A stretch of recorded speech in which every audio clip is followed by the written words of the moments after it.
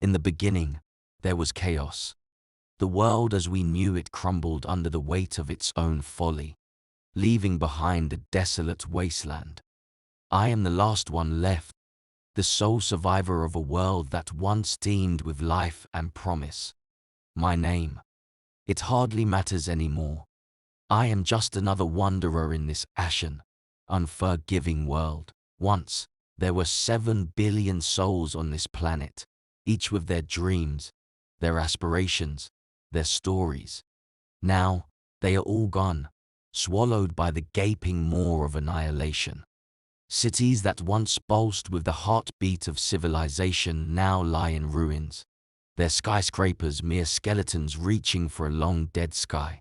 The day the world ended is etched in my memory, a traumatic reel that replays in my mind whenever I close my eyes. The ground shook, and the heavens wept fire and brimstone. As the earth convulsed in its death throes, the once mighty cities crumbled, reduced to rubble in the blink of an eye.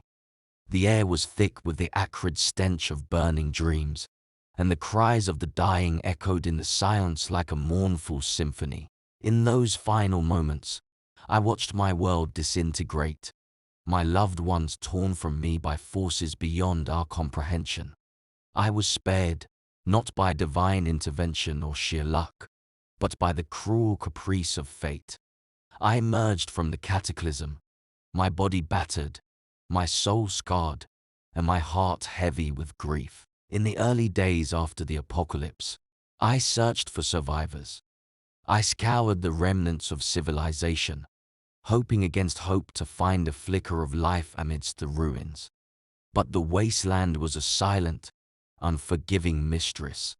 There were no survivors, no fellow souls to share the burden of this bleak existence. Only the ghosts of the past lingered, haunting the broken streets and shattered buildings. As I tread upon cracked pavement, memories of the past surfaced unbidden. I remembered the laughter of children playing in parks, the bustling streets filled with people rushing to their daily routines, and the promise of tomorrow that hung in the air like an intoxicating fragrance. Now, those memories are a bitter contrast to the desolation that surrounds me. In this wasteland, time has lost its meaning. Days bleed into nights, and the seasons blur together in a never-ending cycle of solitude. I have no purpose, no destination, and no one to share my thoughts with except the void that echoes back at me. I am a nomad in a world that has forgotten the meaning of life, but still, I wander.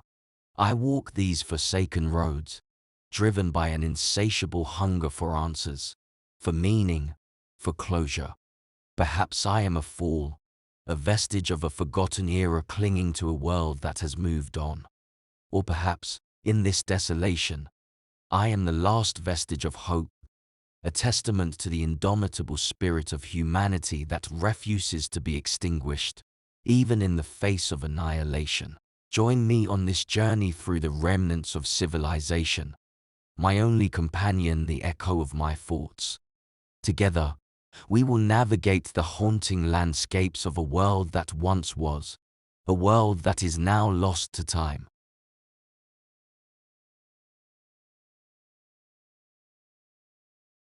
The sunken cityscape stretched before me, its skeletal buildings clawing at the grey sky like ancient sentinels guarding forgotten secrets.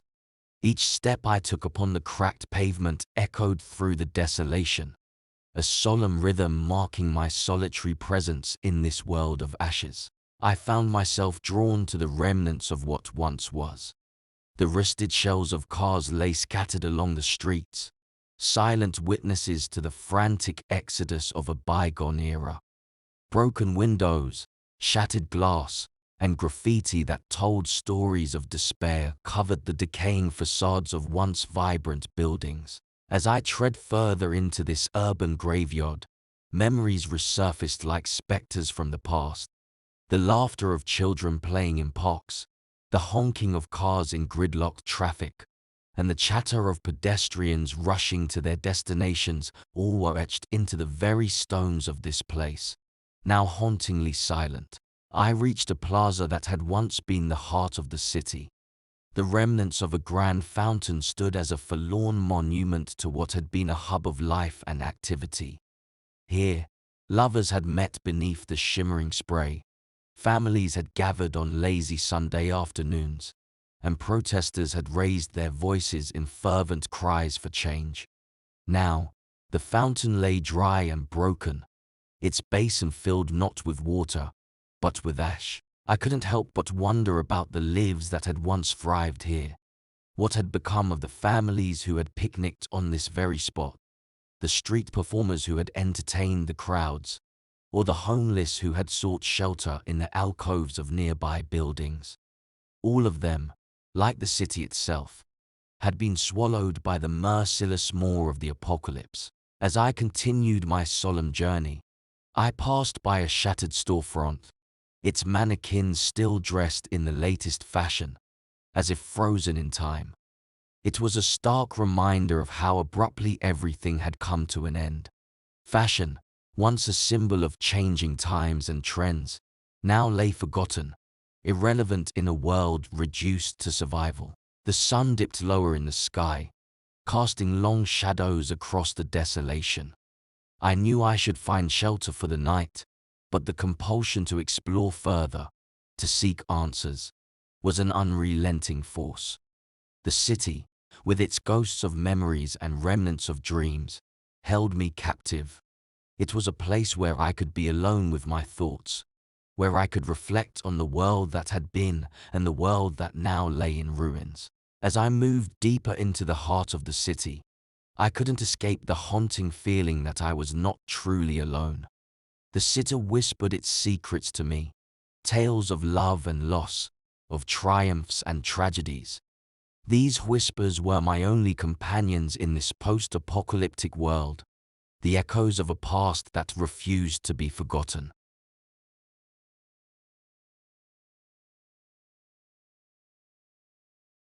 The horizon stretched endlessly, a barren expanse devoid of life. The once boundless blue sky had turned a perpetual shade of grey, as if mourning the world it had once watched over. In this desolate wasteland, there was no refuge from the harsh reality of my solitude. The landscape before me was a desolation of epic proportions. Mountains of rubble and debris rose like tombstones, marking the graves of a once thriving civilization. Cracked asphalt roads led to nowhere, their destinations obliterated by the fury of the cataclysm. It was a world where time had frozen, and decay had become the only constant. As I wandered through this unforgiving terrain, my footsteps echoed in the silence like a mournful dirge. Each step felt heavy with the weight of a world that had collapsed under its own hubris. The wind, which had once carried the laughter of children and the hum of industry, now whispered only desolation. I felt the isolation gnawing at the edges of my sanity.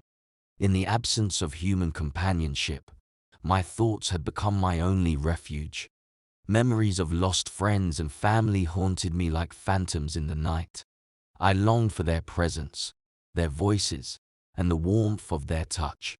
But the world had stolen them away, leaving me with nothing but echoes and shadows.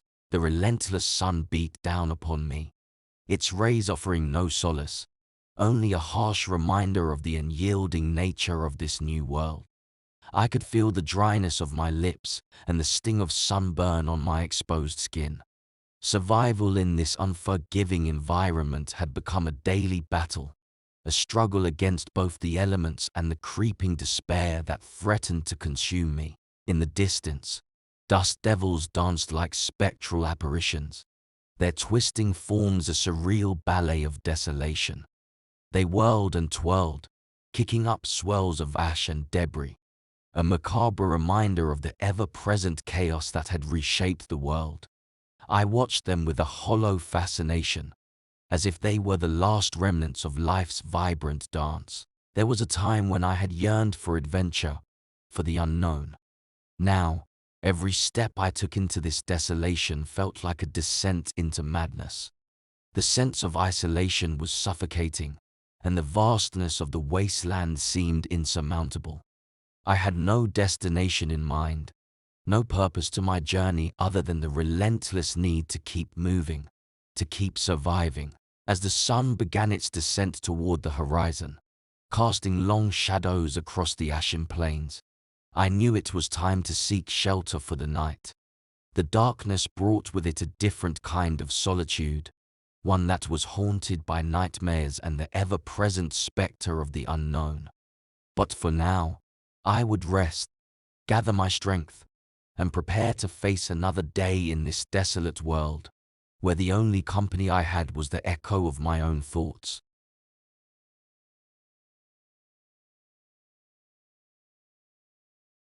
The world was a vast expanse of desolation, and I was its lone wanderer, a solitary figure traversing the haunting remains of a once thriving civilization. As I journeyed deeper into the wasteland, the wind became my constant companion, carrying with it the faint echoes of forgotten voices. In this desolate world, the wind was a storyteller, a bearer of secrets, and a conduit to the past. It whispered through the skeletal remains of buildings and rustling through the empty streets, its mournful sighs a haunting reminder of the vibrant life that had once filled these spaces. I listened to the wind as it danced through the abandoned alleyways, its whispers brushing against my ears like the gentle caress of a long-lost friend. It carried with it the memories of those who had walked these streets before me, lovers who had whispered sweet nothings, friends who had shared laughter, and strangers who had passed each other by without a second thought. As I continued to walk, I couldn't help but imagine the lives that had unfolded in these forsaken places. The wind spoke of lost loves and broken dreams, of hopes that had soared to the heavens only to come crashing down like fallen stars. It carried the voices of the forgotten, the silenced, and the vanished, their stories etched into the very fabric of the world. Sometimes, in the eerie stillness of the wasteland, I would close my eyes and let the wind's whispers wash over me. In those moments, I could almost believe that I was not truly alone. The voices in the wind became my companions, their tales a reminder of the resilience of the human spirit, even in the face of the apocalypse. But the wind also carried darker echoes. It spoke of the fear and desperation that had gripped the world in its final moments. It recounted the cries for help that had gone unanswered, the pleas for mercy that had fallen on deaf ears. These haunting echoes were a chilling testament to the depths of despair that had consumed humanity in its darkest hour. As I moved deeper into the wasteland, the wind's whispers grew louder, as if it were trying to tell me something, to impart a message that had been lost in the chaos of the apocalypse. I strained to listen, to decipher the meaning behind the cryptic words carried on the breeze, but it remained elusive, slipping through my grasp like smoke. Night descended upon the world, and the wind's whispers took on a different quality, becoming more melancholic, more haunting. The darkness brought with it a sense of isolation that was both comforting and unsettling. I knew that I was truly alone, left to navigate the mysteries of this desolate world with only the wind's whispers to guide me. As I lay down to rest beneath the cold, starless sky, I couldn't help but wonder about the stories that had been lost to time, the voices that had been silenced forever. In this post-apocalyptic world, the wind had become my confidant, my historian, and my companion, carrying with it the collective memory of a world that had been irrevocably changed. And as I closed my eyes and listened to its mournful song, I knew that I was not the only one who carried the weight of the past on my shoulders.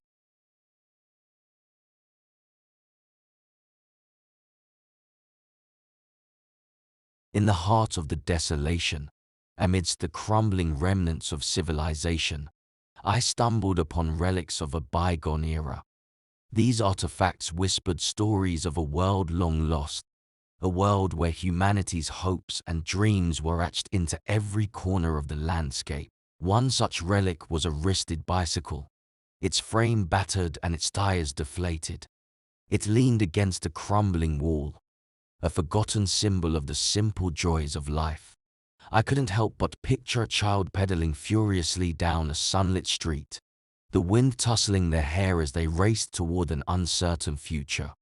Now, that future was nothing more than a distant memory. Nearby, I discovered a tattered book, its pages yellowed by time and its cover worn from countless readings.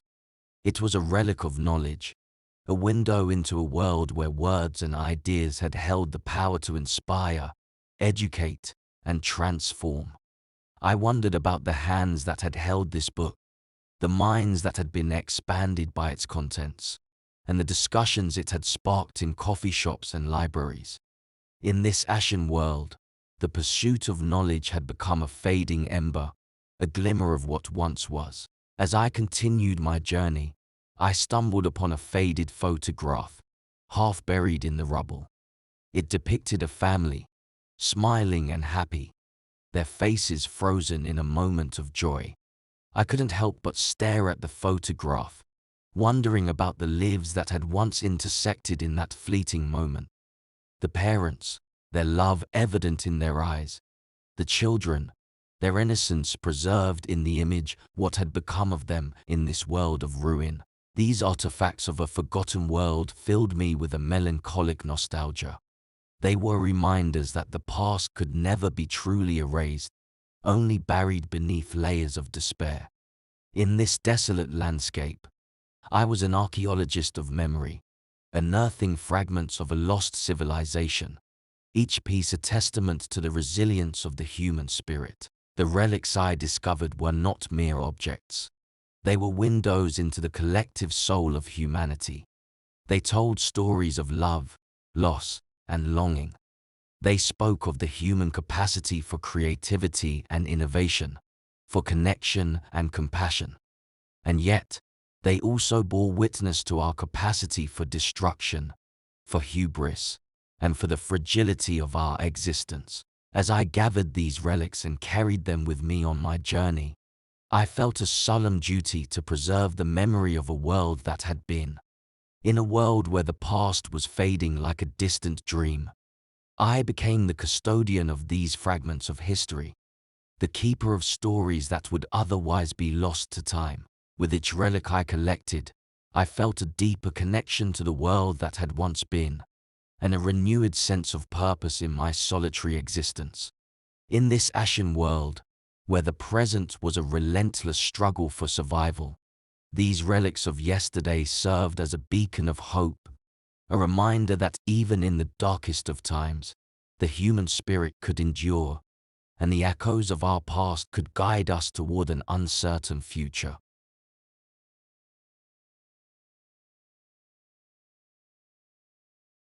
As I ventured deeper into the wasteland, I witnessed a profound transformation. Nature, once subdued by the might of civilization, had begun to reclaim its dominion.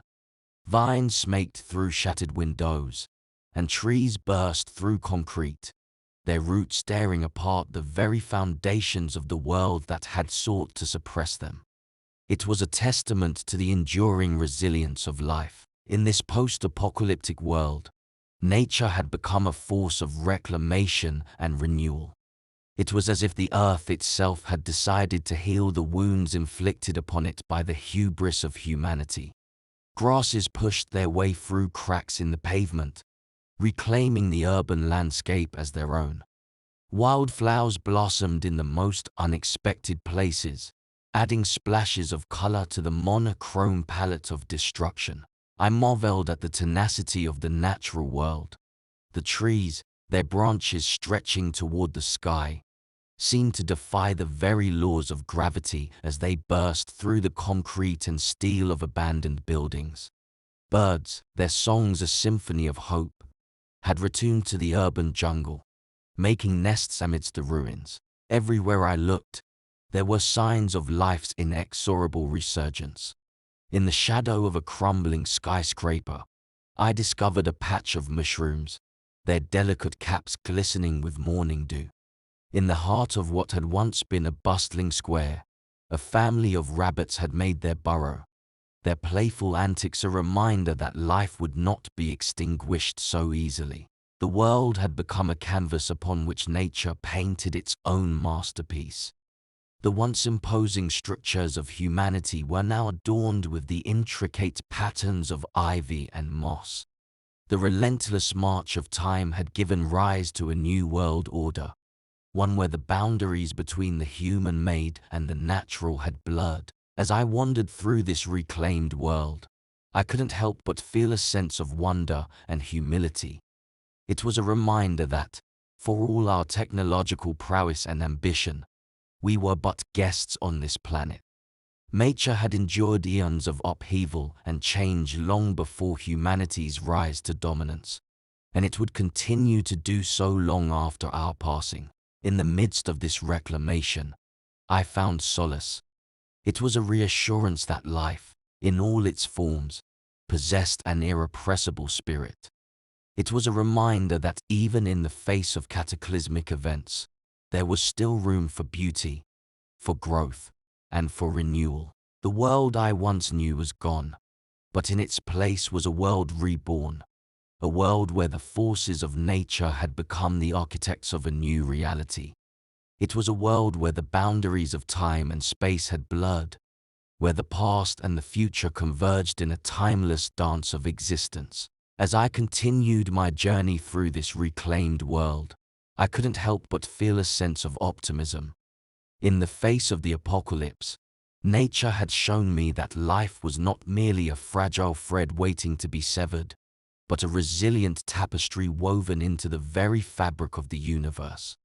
And in that realization, I found the strength to carry on, to embrace the uncertain future that lay ahead, and to be a witness to the enduring power of life in all its forms.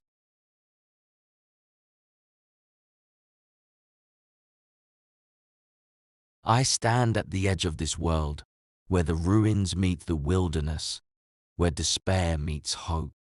The journey has been long and arduous, but I have found something within myself, a flicker of determination, a spark of resilience. As I cast my gaze toward the unknown, I understand that the end of one chapter is merely the beginning of another. In this desolate wasteland, I am not just a survivor. I am a witness to the cyclical nature of existence, the eternal rebirth that follows the darkest of nights. The world I once knew is a distant memory, a fading echo in the corridors of time. But in its place, a new world has emerged, a world where the remnants of the past coexist with the burgeoning life of the present. The relics of a bygone era are my companions, their stories etched into my heart. The wind's whispers are my solace, a reminder that I am never truly alone. The reclaimed world of nature is my source of inspiration, a testament to the enduring spirit of life. As I take my next step into the uncertain future, I do so with a sense of purpose. I am not just a wanderer in the wasteland. I am a guardian of memory, a steward of hope. The world may have crumbled, but within its ruins lies the potential for renewal. The darkness may be unrelenting, the solitude may be suffocating, but I carry with me the echoes of a past that refuses to be forgotten. I carry with me the lessons of a world that paid the price for its arrogance and ambition. I carry with me the knowledge that, even in the face of annihilation, the human spirit endures, resilient and unwavering. In the closing of one chapter, I find the opening of another. The end is not the finality I once believed it to be. It is merely a transition, a turning of the page. The apocalypse was a crucible that forged my spirit, a crucible that tested the limits of my resilience. And so, as I continue my journey into the unknown, I do so with a newfound understanding that the end is only the beginning. In the ashen world that stretches before me, I see not just the remnants of a fallen civilization, but the seeds of a new one, waiting to take root and grow. As long as life endures, as long as the wind whispers, and as long as nature reclaims its dominion, there is hope. In solitude, I have discovered the strength to endure, to persevere, and to carry the torch of humanity through the ashes of the past. The world may have crumbled, but I remain, a witness to the eternal cycle of life, where every ending is but the prologue to a new beginning.